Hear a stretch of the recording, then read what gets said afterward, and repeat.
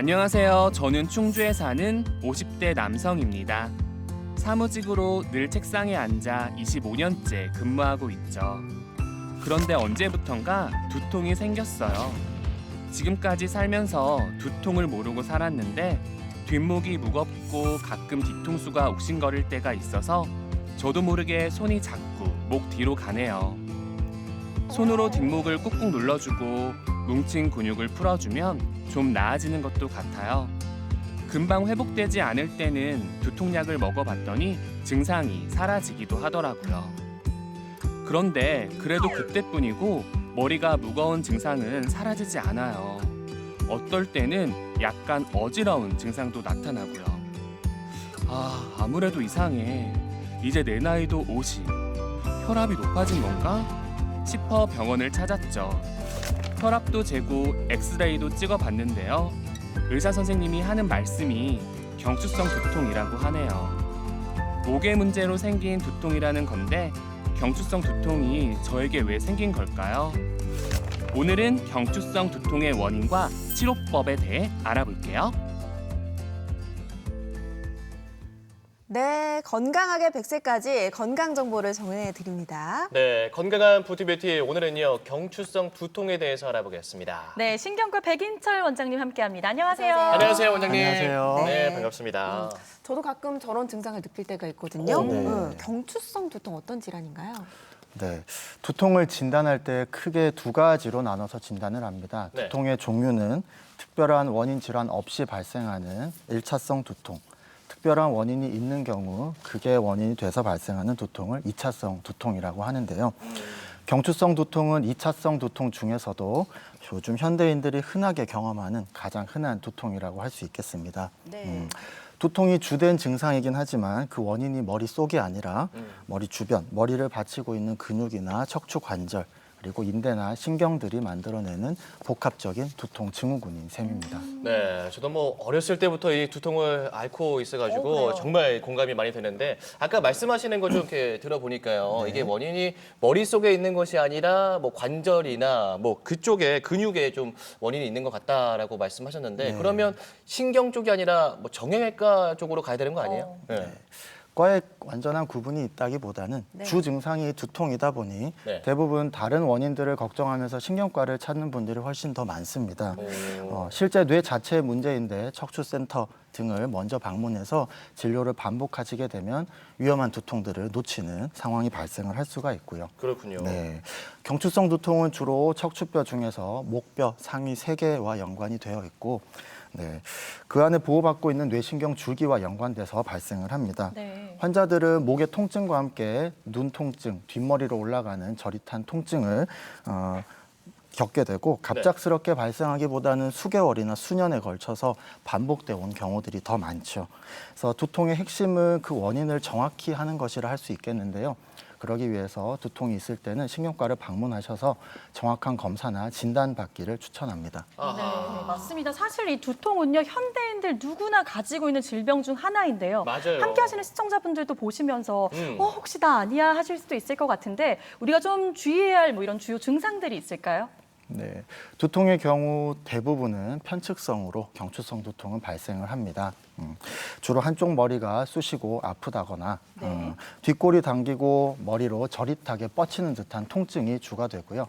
항상 동반되는 증상들이 목을 움직일 때 통증이 악화되거나 완화되는 경우, 또 목을 움직이기 힘든 경우들을 흔히 볼 수 있습니다. 네네. 그 외에도 눈이 빠질 것처럼 아프고 침침하거나 귀가 우웅하고 울리는 이명이나 어지럽고 미식거리는 증상도 동반될 수 있습니다. 네. 저도 몇 가지 좀 느껴본 적이 있는 것 같아요. 그래요? 네네. 이게 일반적인 두통과 증상이 좀 다른가요, 선생님? 네, 두통은 유병률이 50%에 해당될 정도로 굉장히 흔한 증상입니다. 그중 대부분은 특별한 원인 질환 없이 두통 그 자체가 질환인 일차성 두통인데요.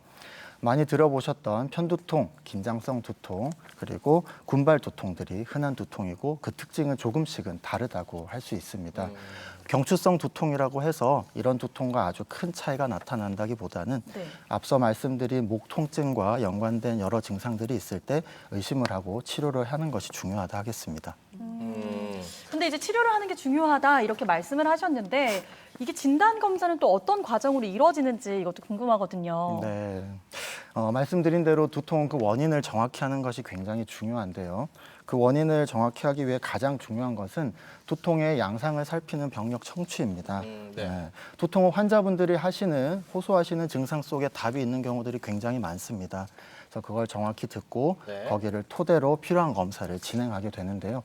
일반적으로 진행하는 검사는 뇌혈관 초음파 검사나 목 엑스레이, 그리고 필요에 따라 CT나 MRI와 같은 영상 검사들을 추가로 시행하게 됩니다. 아, 그렇군요. 저는 이제 들으면서 너무 궁금한 게 일단 경추성 두통에 대한 원인이 무엇이냐. 그게 가장 좀 중요할 것 같아요. 원인이 무엇일까요? 네. 경추성 두통은 척추의 변형이 동반되거나 네네. 반복되는 안 좋은 자세들이 있을 때 목 근육의 긴장과 신경의 눌림으로 인해서 발생을 합니다. 네. 네, 사람의 목은 우리 무거운 머리를 받치고 있기에 튼튼한 구조가 아닙니다. 네네. 약 15도씩 앞으로 기울어질 때마다 목에는 약 5에서 6kg 정도의 추가적인 무게가 걸리게 되고 네. 60도가량 앞으로 기울어졌을 때는 약 30kg 이상을 목이 그렇게 많이요? 버텨줘야 합니다. 네네. 그래서 목을 다치게 되는 사고라든지 지속되는 안 좋은 자세, 스마트폰 사용 등은 이러한 목의 부담을 더 증가시키게 되고 목의 변화를 유발하게 되는데요. 네. 정상적으로는 그림에 보듯 C자 커브 형태를 띠고 있어야 할 정상적인 목이 일자 또는 역시자의 형태로 변형이 일어나게 되고요. 네, 지금 화면으로도 나가고 있네요. 네, 이를 일자목, 거북목 증후군이라고도 많이 합니다. 이 과정에서 과한 목의 근육 긴장과 함께 신경들이 압박되게 되고 이런 눌리는 신경들이 두통을 발생시키게 되겠습니다. 아, 거북목. 저도 거북목이거든요. 약간 이제 컴퓨터하거나 스마트폰 볼 때 이렇게 목이 계속 앞으로 빠져나와요. 네. 자연스럽게 그렇게 되는 것 같아요. 좀 원인이 다양한데 주로 어떤 분들한테 많이 생기는 그런 질환인가요? 네. 요즘은 많은 사람들이 고개를 푹 숙인 채 스마트폰을 많이 하는 경우들을 볼 수 있습니다. 네. 또는 컴퓨터 업무를 위해서 장시간 의자에 안 좋은 자세로 앉아 있는 사무직인 분들도 굉장히 많고요. 네. 이러한 자세가 지속될 경우에 일자목이나 거북목 증후군들로 악화될 수가 있습니다.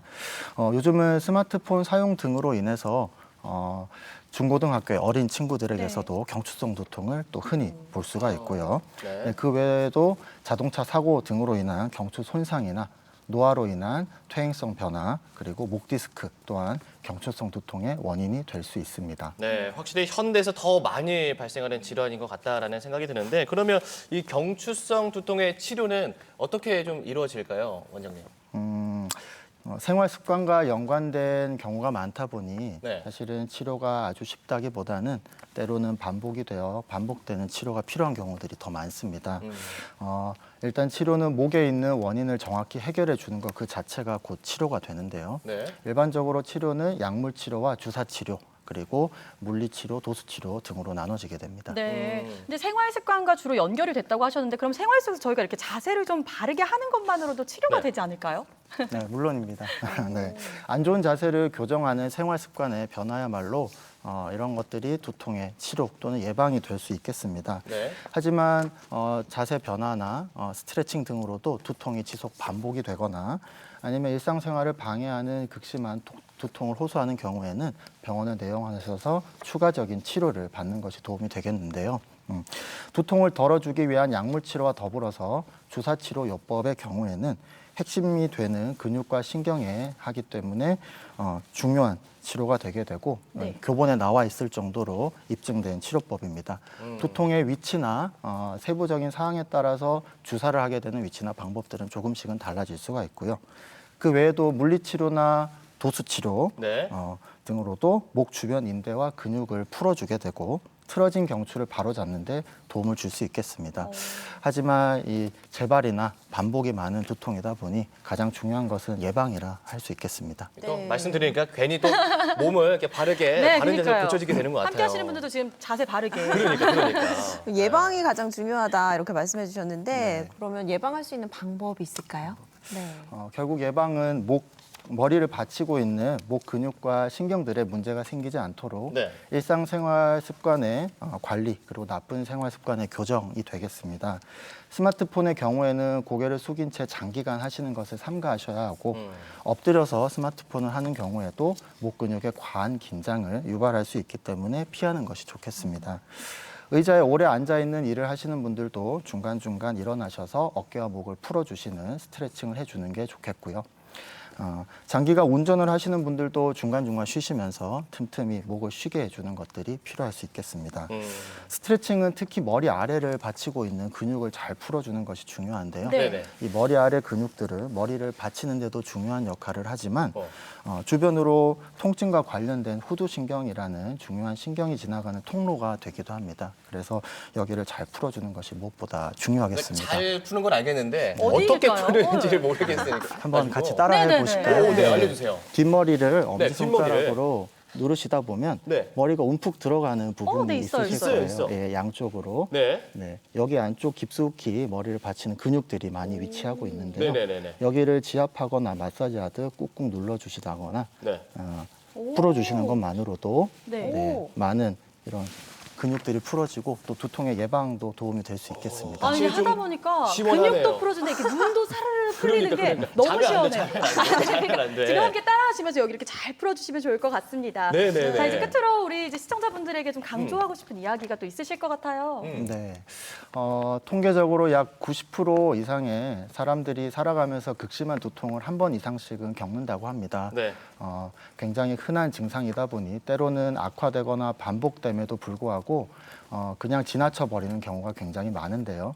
가장 걱정하시는 뇌에 문제가 있는 두통은 약 1% 내외 정도라고 적다고 알려져 있지만 혹시라도 단순 진통제의 효과가 약하시거나 아니면 반복되거나 악화되는 만성 두통을 겪고 계신 분들은 꼭 병원 내원하셔서 전문가와의 상의가 필요하다는 말씀을 드리고 싶습니다. 네, 네. 자, 오늘 경추성 두통에 대해서 자세하게 알아봤습니다. 네, 자세한 도움 말씀 주신 신경과 백인철 원장님 고맙습니다. 고맙습니다. 감사합니다. 고맙습니다.